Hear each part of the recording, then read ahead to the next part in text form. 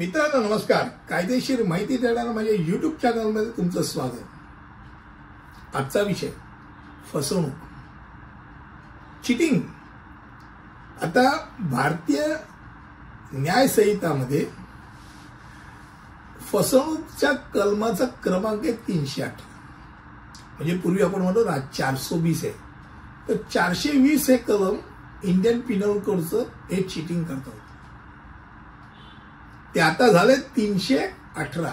म्हणजे तुम्ही उद्या समजा कोणाला तू 318 आहेस तर याचा अर्थ तो 420 आहे, लक्षात ठेवा.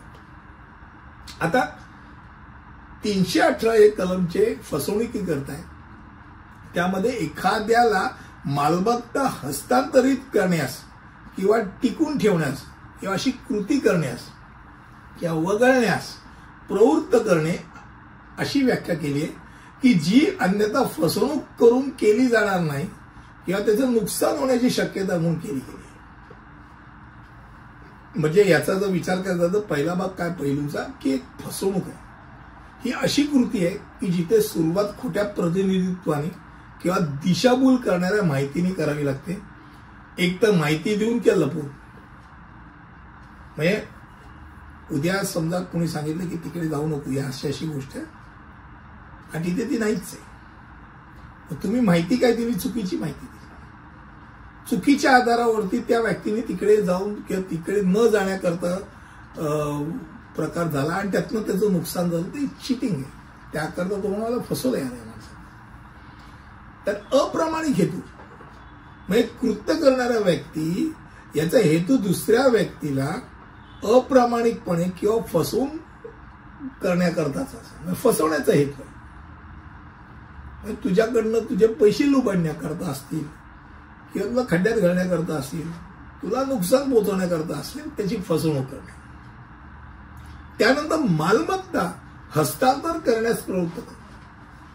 अरे त्यात तू सॉलिड गुंतवणूक आहे, महिन्यात डबल होतो, मी टाकलं तू टाक.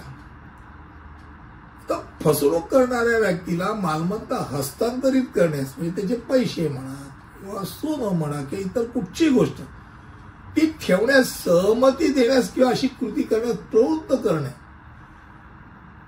किंवा ते अशी गोष्ट करणार नाही असं करणं की न केल्याने त्याचं नुकसान होईल असं कुठची कृती केली आणि तो फसला गेला.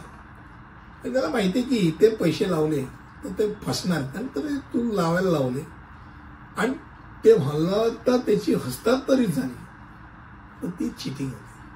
आणि सर्वात महत्वाची गोष्ट आहे, सगळं त्याचा हेतू नुकसान किंवा हानी पोचवणं असेल.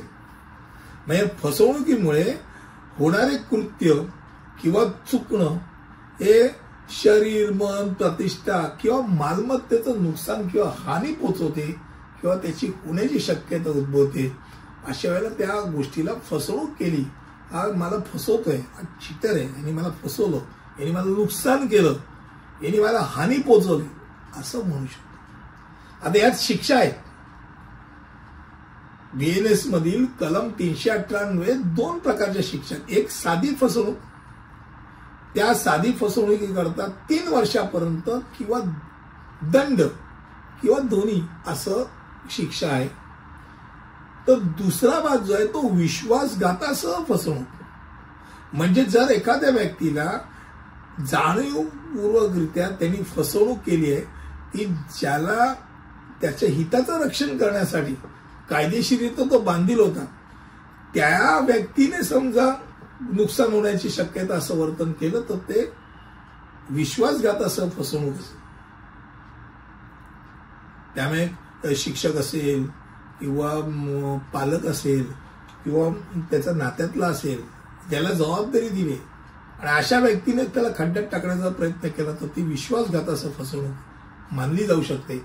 मला असं वाटतं की कमी शब्दामध्ये भारतीय न्याय संहितातील फसवणूक हे कलम म्हणजे 318, ज्याला आपण पूर्वी 420 म्हणायचो, त्या संदर्भात आजची माहिती होती. पुढील व्हिडिओमध्ये असंच काहीतरी घेऊन येईल. ते पण नाही, इथेच थांबतो.